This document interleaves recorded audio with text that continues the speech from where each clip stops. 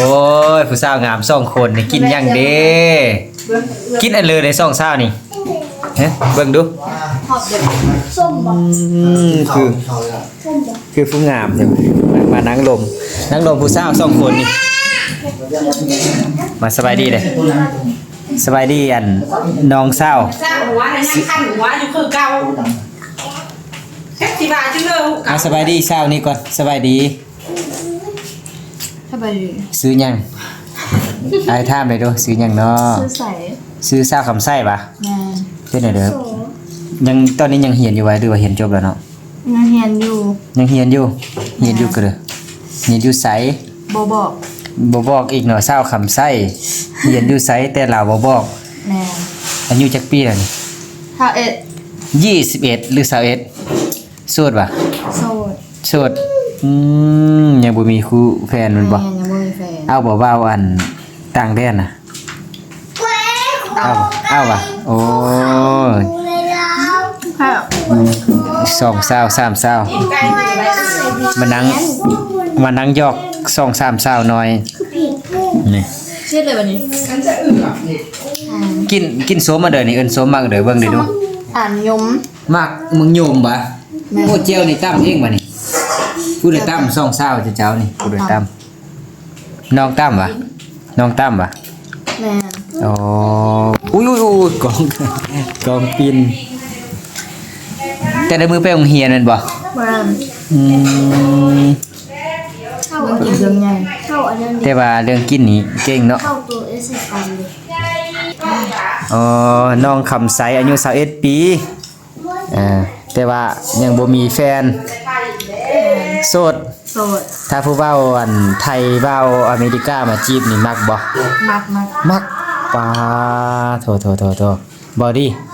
เอา อย่าให้ FC เว้าเสียงอกหักเด้อ เอาน้องนี่ได้ซื้อหยังเนาะน้องนี่เนาะน้องหยังน้องทิ้งสาวทิ้งเนาะสาวนครหลวงเวียงจันทน์หมดทุกคนนี่มีแต่ผู้งามน้องทิ้งอายุจักปีแล้วน้องทิ้งนี่ 19 โอ้สาว19นี่19ปี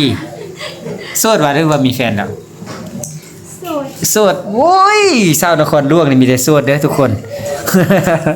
สาวคำไส้สาวเบาๆโสดตลอดดอกว่ะว้า สมบ่สมคือแบบบ้านฉันดอกบ่เสียงซื้อน้ำตาลลายบัดนี้ก็ยังสมบ่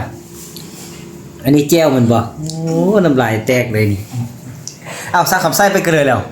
ไปใส่เลยเด้สาวคำไส้นี่แต่งกินบ่เบิ่งก่อนเด้อเบิ่งสาวคำไส้แต่งกินก่อนอ้าวเห็นยังกินนี่โอ้มีแต่ผู้สาวเว้ยทางนี้ก็เป็นผู้สาวอีกทางนี้ก็2สาวอีกเห็นยังกินนี่ ผู้ขวาผู้เฮ็ด แม่ครัวป้ามีแต่แม่ครัวกับใส่จะปิ้งว่ะเนี่ย ปิ้งมืออื่น ปิ้งมื้ออื่นว่ะมื้อนี้เอื้อบใบบ่ป้าเมนูนี้คือจะแซ่บเนาะเฟ็ดบ่เนี่ยคำไส้ซาวคำไส้เฟ็ดบ่ เผ็ด มักเฟ็ดหรือว่ามักเอือด เอาเผ็ดครับ มักเฟ็ดโอ้ถ้าเว้าไทยมานี่มาจีบนี่ส่วนไปกินนั่นอันเด้อมักอันเด้อที่สุดถ้าบ่ามีผู้เว้าไทยมา กินได้เบิด กินอะไรหมด แม่ โอ้มาห้าเด้อบัด อาหารเด้อ มาห้ามาส่วนเศร้าคำไส้ไปกินนั่นเลี้ยงลาดได้ยังไดเนาะกินได้โอเค ขอเป็นแนวกินได้เบิด เขาเป็นแนวกินได้เนาะมาย่ามเด้อ ทุหานเบาเสียงเด้อเบาเสียงแม่นจะส่วนเศร้าคำไส้ไปกินนำ ยังจำได้ที่